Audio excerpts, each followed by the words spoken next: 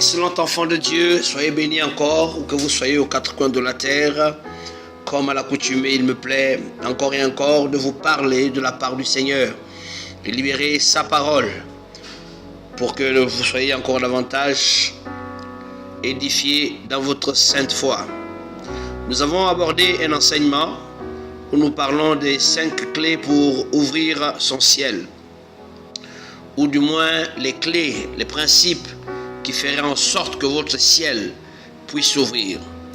Comme je l'ai dit en prélude, vous ne pouvez prétendre à accéder à une quelconque prospérité si le ciel n'est pas ouvert au-dessus de vos têtes. La Bible est sans ambages à ce sujet en disant que c'est du Père de lumière que viennent les bénédictions. C'est du Père de lumière, c'est du ciel que vient la rosée, c'est du ciel qui vient la pluie qui vient fertiliser le sol, qui vient fertiliser la terre et permettre aux laboureurs d'ensemencer le sol et après avoir ensemencé, passer à la récolte. Vous ne pouvez pas connaître la gloire, le succès dans votre vie si le ciel est fermé au-dessus de vos têtes. Beaucoup de personnes couprissent dans la misère parce que le ciel est fermé au-dessus de leur tête. J'aimerais vous dire, mes amis, il y a des clés importantes pour voir le ciel s'ouvrir au-dessus de votre tête. Il y a des clés importantes et ce sont ces clés que je vais partager avec vous pour que vous puissiez les mettre en pratique pour voir votre ciel s'ouvrir.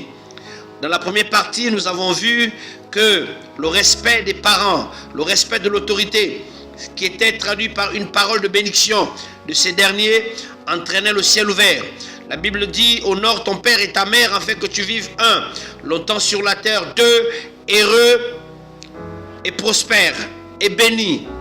Donc le fait d'honorer, le fait de respecter ses parents fait en sorte que lorsque ces derniers te bénissent, le ciel s'ouvre. Et nous avons vu que Jacob avait été béni par son père Isaac avant de quitter la maison familiale pour se rendre à Paddan Aram. Et sur la route, le ciel s'est ouvert au-dessus de la tête de Jacob parce que la parole de bénédiction que son père avait prononcée sur Jacob avait ouvert le ciel. Lorsque les parents bénissent un enfant respectueux, lorsque les parents libèrent une parole de bénédiction avec leur cœur, ça ouvre le ciel sur les enfants qui reçoivent cette bénédiction.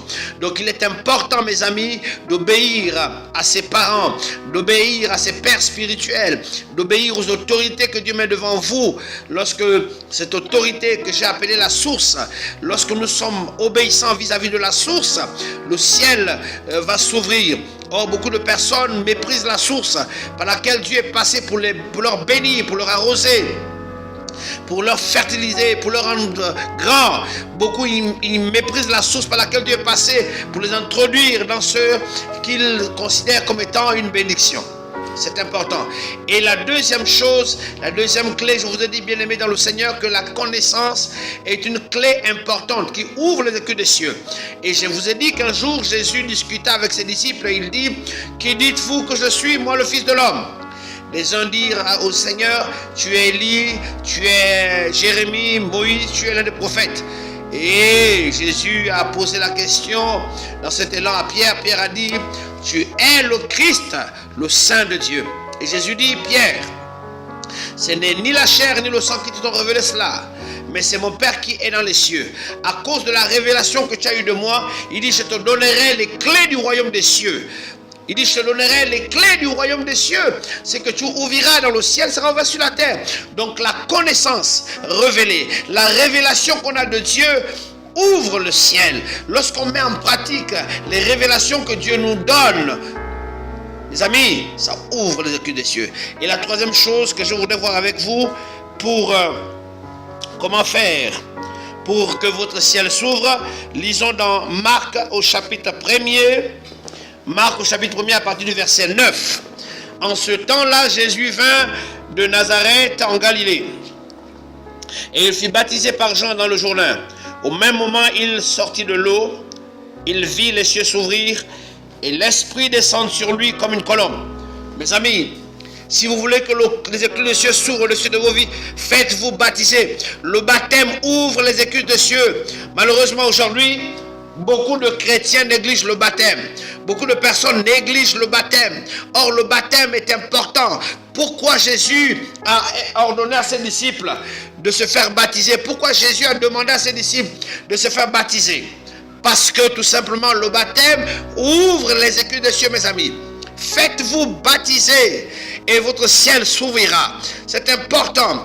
Toi dont le ciel est fermé, passe par les eaux du baptême. Le baptême n'est pas un jeu. Le baptême n'est pas une plaisanterie. Le baptême est sacré. C'est une action prophétique sacrée. Le baptême est une alliance avec Dieu. C'est un mariage avec Dieu. C'est un engagement solennel que quelqu'un prend devant les forces invisibles, devant les forces de la nature, devant l'église de Dieu, l'église visible, invisible, devant l'agneau de témoins. L'engagement dit: Seigneur, jusqu'au bout, je vais te suivre. Je prends l'engagement de te suivre. Et la personne se fait baptiser au nom du Seigneur Jésus-Christ. Et quand la personne se fait baptiser dans le nom du Seigneur Jésus-Christ, les écluses de cieux s'ouvrent. Malheureusement, beaucoup refusent le baptême. Et je pense comme ça, tous azimuts, l'histoire des scribes et des pharisiens, des docteurs de la loi qui avaient refusé de se laisser baptiser par Jean le Baptiste. En refusant de se laisser baptiser par Jean le Baptiste, la Bible dit, ils ont rendu nul à leur sujet le dessein de Dieu à leur vie. Le ciel s'est complètement fermé au-dessus de leur vie. Le baptême est très important, cher pasteur. Baptisez vos fidèles. Revenez au baptême. Beaucoup de chrétiens négligent le baptême. Or, le baptême est une clé importante pour ouvrir les écluses des cieux. Oui, faites-vous baptiser, mes amis. C'est très important. La troisième clé, mes amis. La troisième clé pour que votre ciel s'ouvre. Et nous allons en même temps entamer la quatrième clé. Deutéronome au chapitre 28, la Bible dit: si tu obéis à la voix de l'Éternel ton Dieu, en observant et en mettant en pratique tous les commandements que je te prescris aujourd'hui, l'Éternel ton Dieu te donnera la supériorité sur les nations de la terre. Voici toutes les bénédictions qui se répandront sur toi et qui seront ton partage lorsque tu obéiras à la voix de l'Éternel ton Dieu. My God, je me vous dis, mes amis, lorsque vous obéissez à la voix de l'Éternel votre Dieu, le ciel est obligé de s'ouvrir au-dessus de vos têtes. J'ai envie de dire la quatrième clé, mes amis, pour ouvrir les écluses des cieux, c'est l'obéissance à la voix de l'Éternel. L'obéissance à la voix de l'Éternel. Celui qui obéit à la voix de l'Éternel, mes amis, celui qui obéit à la voix de l'Éternel verra son ciel ouvert. Combien de personnes veulent voir leur ciel ouvert? Combien de personnes veulent être vivre dans la bénédiction? Mais ils oublient d'obéir à la voix de l'Éternel. Si tu obéis à la voix de l'Éternel, la Bible dit l'Éternel ouvrira les écluses des cieux. Il va les ouvrir pour que le ciel s'ouvre à ton sujet. Ouvre, obéis à la voix de l'Éternel ton Dieu. Tous les hommes de Dieu qui ont vu le ciel, ou bien qui ont vu l'intervention du ciel dans leur vie, ils étaient obéissants à la voix de l'Éternel. Quand je parle de l'obéissance à la voix de l'Éternel, je ne parle pas de ce qui est écrit d'abord. Je parle du témoignage de l'Esprit. Je parle de ce témoignage que le Saint-Esprit, toi qui as une communion avec lui, le témoignage que le Saint-Esprit dépose dans ton cœur. Si le Saint-Esprit te demande de jeûner, jeûne. Si le Saint-Esprit te demande de pardonner, pardonne. Si le Saint-Esprit te demande de prendre 3 jours de louange, prends les 3 jours de louange. Si le Saint-Esprit te demande de faire un don à quelqu'un, fais-le. Si le Saint-Esprit te demande de voyager, si le Saint-Esprit te demande de te séparer d'une personne, obéis simplement à la voix du Saint-Esprit. C'est en obéissant à la voix du Saint-Esprit, quoi que cela nous en coûte, c'est alors que les écluses des cieux s'ouvriront au-dessus de nos têtes, mes amis. Le ciel ne peut pas s'ouvrir au-dessus de vos têtes si vous êtes rebelles à sa parole. Si vous êtes rebelle à sa parole, mes amis, la raison pour laquelle le ciel était ouvert dans le désert et que la nuée apparaissait, parce qu'ils avaient obéi à la voix de l'Éternel par Moïse. Parce que les enfants d'Israël avaient obéi lorsque Dieu leur avait demandé de sortir de l'Égypte pour aller dans le désert. Ils avaient obéi à la voix de Moïse par Dieu. Ils avaient autant pour moi obéi à Dieu par l'enseignement de Moïse. Ils avaient obéi à Dieu par le canal de Moïse. Et quand le peuple d'Israël avait obéi à la voix de l'Éternel, les écluses des cieux étaient ouverts. Tout leur parcours, tout le long de ces 40 années de désert, ils ne sont pas morts de faim. Le ciel était ouvert et laissait apparaître la nuée, la colonne de feu la nuit, parce que le ciel était ouvert par leur obéissance. Bien-aimés dans le Seigneur, revenez à l'obéissance. Revenons à l'obéissance. Combien d'entre nous avons cessé encore? Nous n'obéissons plus à la voix de l'Éternel. Maintenant, la question que je voudrais te poser, c'est celle de savoir comment obéir à la voix de l'Éternel si je n'entends rien. Comment obéir à la voix de l'Éternel si je n'entends absolument rien? J'aimerais te dire que l'Éternel a plusieurs manières de parler. La conviction que Dieu met dans ton cœur, cette conviction persistante et qui produit une sorte d'assurance dans ton cœur, c'est la voix de l'Éternel. Si le Saint-Esprit vient déposer dans ton cœur un témoignage, il va mettre aussi derrière ce témoignage une assurance. Ça veut dire que même quand le monde va se lever contre toi, tu seras zen et tu seras courageux. Tu seras courageux parce que la conviction que le Saint-Esprit met dans ton cœur va te pousser à agir. C'est pour ça que la Bible dit, c'est lui, Dieu, qui assure le mouvement et l'être. Donc quand le Saint-Esprit va déposer dans l'étape de ton cœur une conviction, il va t'amener à te mouvoir dans le but d'exécuter les plans de l'Éternel. Bien-aimé dans le Seigneur, apprenez à obéir à la voix de l'Éternel. Des fois, vous êtes en train de lire un texte dans la Bible, et puis tout d'un coup, pendant que vous lisez le texte, vous avez comme un titillement, comme une interpellation qui persiste sur le livre que vous êtes en train de lire. Mais ça, c'est une manifestation également de Dieu qui vient vous parler. Des fois, quelqu'un vient vous parler et il vous dit simplement un mot, et puis le Saint-Esprit récupère ce mot, et ce mot se ressasse dans votre esprit des heures durant, jusqu'à ce que vous preniez la résolution d'obéir. Tant que vous n'obéissez pas à cette voix qui persiste dans votre esprit, vous n'avez pas la paix. Donc Dieu vous demande d'obéir à sa voix. Si vous voulez être béni de l'Éternel, mes amis, apprenez à obéir. Maintenant, j'aimerais vous dire, l'obéissance n'est pas facile. Ce n'est pas une sinecure d'obéir à la voix de l'Éternel. Ce n'est pas toujours facile d'obéir à la voix de l'Éternel, parce que l'Éternel va toujours demander de faire quelque chose qui va dépasser votre entendement humain. Des fois, l'Éternel va vous demander de faire quelque chose de bizarre. De bizarre. De bizarre. Quelque chose qui n'a rien à voir avec votre entendement. Le Seigneur va vous demander de pardonner quelqu'un qui vous a fait du mal. Le Seigneur va vous demander de faire un don de fois à quelqu'un qui vous a vilipendé. Des fois, le Seigneur va vous demander d'aller donner un don dans la maison des gens qui vous persécutent. Des fois, le Seigneur va vous pousser à prier pour un meurtrier. Obéissez simplement. C'est dans cette obéissance que le ciel s'ouvrira au-dessus de vos têtes. Quel que soit ce que cela vous en coûte, bien-aimés dans le Seigneur, apprenez à obéir à la voix de l'Éternel. La quatrième clé pour que le ciel s'ouvre, l'obéissance à la voix de l'Éternel. Mes amis, quand vous n'obéissez pas à la voix de l'Éternel, mes amis, quand vous désobéissez, alors le ciel se ferme.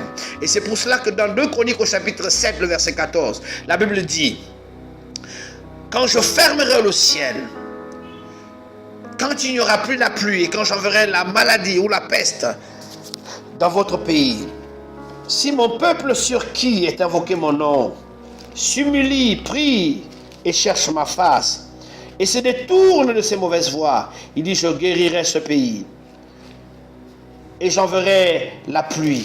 Ça veut dire, mes amis, que c'est parce qu'en fait les gens ont désobéi à Dieu que le ciel s'est fermé. Donc quand le ciel s'est fermé et que tu sais que tu as désobéi à l'Éternel, repens-toi, demande pardon à Dieu. La repentance ouvre le ciel, mes amis. Quand tu demandes pardon à Dieu, quand tu sais que tu as fait ce qui est mal aux yeux de l'Éternel, ce n'est pas la peine de t'enorgueillir. Humilie-toi simplement devant la main de l'Éternel. Humilie-toi devant lui et il te bénira. La Bible dit ceci, voilà ce que la Bible dit dans le livre de 2 Chroniques au chapitre 7, le verset 14.